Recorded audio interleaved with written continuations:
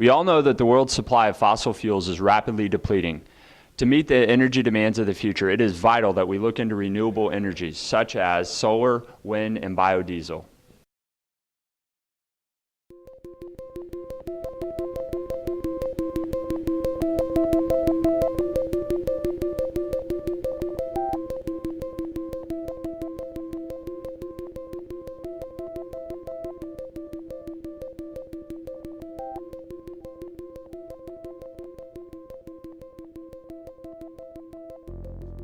The field of alternative energy is growing very rapidly here in the United States, especially here in Florida.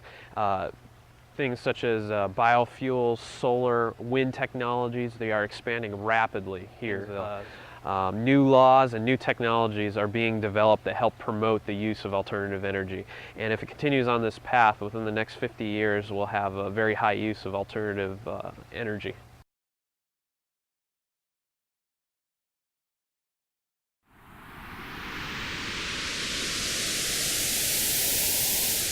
Behind me are photovoltaic solar panels. They're used to produce electricity.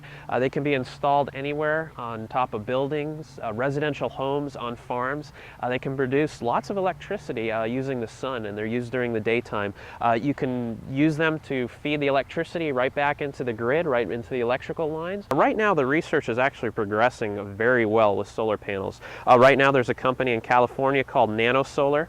Nanosolar is producing solar panels that are called thin film solar panels, and it looks like a sheet that they use on, I guess, overhead projectors. It's very flimsy, and they claim it only costs $1 a square foot for that panel. It's extremely cheap. However, their first 2 years of production have already been bought up.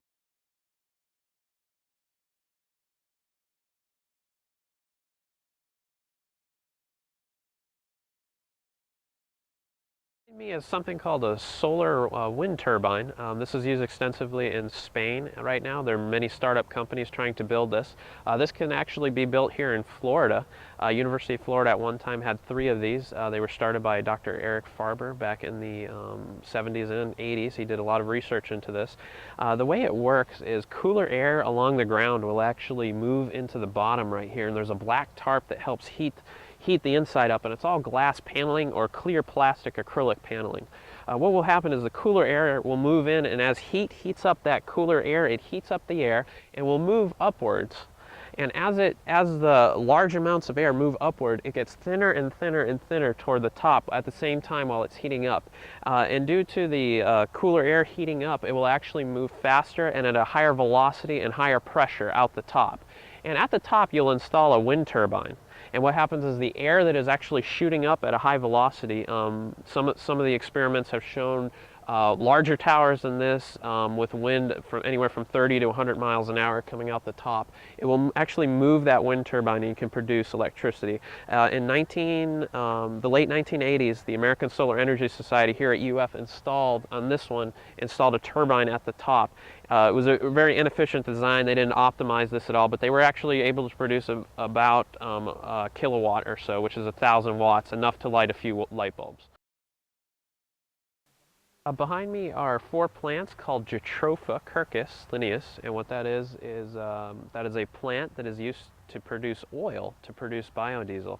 Jatropha is grown extensively in India and China. It is now being introduced in Florida at a few plantations to grow this crop, and it's nicknamed the biofuel crop because it's able to produce seeds. It's a plant that uses it's a low irrigation plant, so it uses very low amounts of water, which is great for producing biofuels, and it grows readily here in Florida. Biodiesel is taking an oil and an alcohol and mixing those two together to create biodiesel, which is an alternative source of making diesel fuel. It can be made here in America, and it can be made very easily. There's many biodiesel plants all over Florida and all over the southeast United States right now. Currently in Gainesville, the RTS busing system, many of the buses use a B20 mixture, which is 20% biodiesel and 80% normal diesel fuel, and it's catching on readily in many cities.